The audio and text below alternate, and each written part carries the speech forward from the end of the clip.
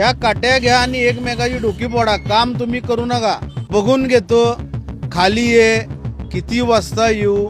आतंकवाद्यांची शाळा म्हणजे महानगरपालिका झाली. गुंडगिरीच्या माध्यमातून हे सभागृह पूर्णपणे भरलेलं आहे, खचाखच भरलं. हे श्रेष्ठत्वाने आणि ज्येष्ठत्वाने फार मोठे पालकमंत्र्यांच्या पेक्षा, तरी त्यांनी जनतेची माफी मागितली.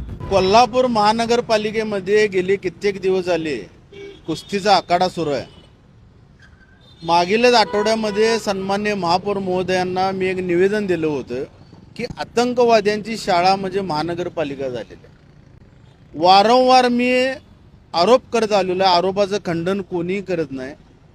EVMच्या माध्यमातून, गुंडगिरीच्या माध्यमातून हे सभागृह पूर्णपणे भरलेलं आहे, खचाखच भरले. एक 30% नगरसेवक किंवा अन्य कोण लोक असतील ती EVMच्या माध्यमातून व गुन्हेगारी पार्श्वभूमीच्या माध्यमातून निवडून आली. आता एकंदरीत ही बाईट देण्यामागचा हेतू सांगतो. अखंड पश्चिम महाराष्ट्रामध्ये आपल्या कोल्हापूर महानगरपालिकेबद्दल चुकीचे अपशब्द वापरले जातात. आपल्या महापालिकेचे अखंड महाराष्ट्रामध्ये बदनामी सुरू आहे की बघून घेतो, खाली ये, किती वाजता येऊ. म्हणजे ही अक्षरशः टपोरी पद्धतीची भाषा ह्या नगरसेवकांच्याकडून गलिच्छ पद्धतीची भाषा वापरली गेली. सन्मान्य मुश्रीफ साहेबांनी स्पष्टपणे म्हटले की ह्या वक्तव्याबद्दल, ह्या कर्तृत्वाबद्दल माझ्या पक्षाच्या पदाधिकाऱ्यांच्याकडून किंवा माझ्या स्वतःकडून मी माफी मागतो. आता माझा प्रश्न पालकमंत्री महोदयांना आहे, तुमच्या पक्षाच्या नगरसेवकाच्या कृत्याबद्दल तुम्ही माफी मागणार का जनतेची? माझं तर ठाम म्हणणं असं आहे की पालकमंत्र्यांनी माफी मागितली पाहिजे. हिंदू बहुमूल्य मतदारसंघामध्ये निवडून येणारे सन्मान्य मुश्रीफ साहेब हे श्रेष्ठत्वाने आणि ज्येष्ठत्वाने फार मोठे पालकमंत्र्यांच्या पेक्षा, तरी त्यांनी जनतेची माफी मागितली. शिवसेनेच्या वतीनं, जिल्हा प्रमुख या नात्याच्या वतीनं मी पालकमंत्र्यांना इशारा देत आहे, तुम्ही माफी मागितली पाहिजे.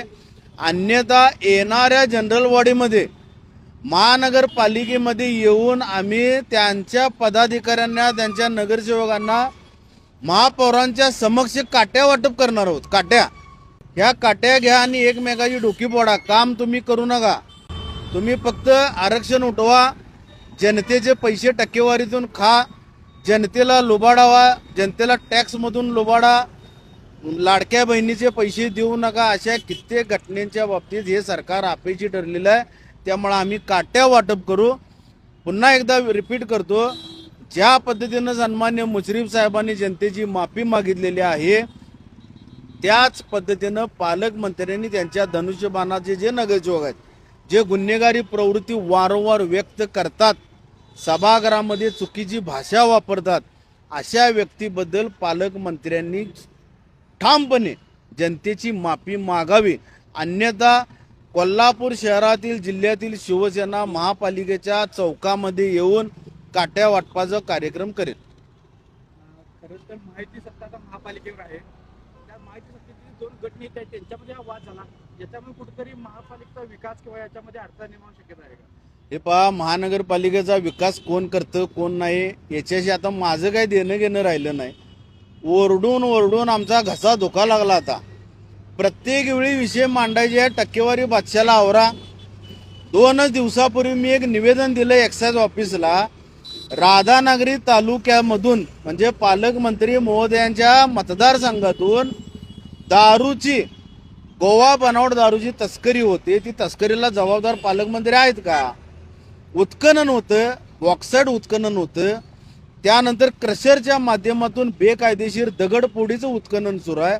ह्या सगळ्या घटना पालकमंत्र्यांच्या दारात सुरू आहेत, त्यांच्या मतदारसंघात सुरू आहेत. ते कधी बाईट द्यायला किंवा प्रत्युत्तर करायला येत नाहीत. त्यांचा एकच स्वभाव आहे, मिलबाट के खाऊ, पिते दूध डोळे मिटून जात मांजराची. तशा पद्धतीचं पालकमंत्र्यांचं कर्तृत्व आहे, हे मी वारंवार जनतेला दाखवून दिलेलं आहे. पालकमंत्र्यांनी ह्या विषयावर माफी मागितलीच पाहिजे. अन्यथा येत्या जनरल बॉडीमध्ये आम्ही स्वतः गॅलरीत जाऊन बसणार आहोत.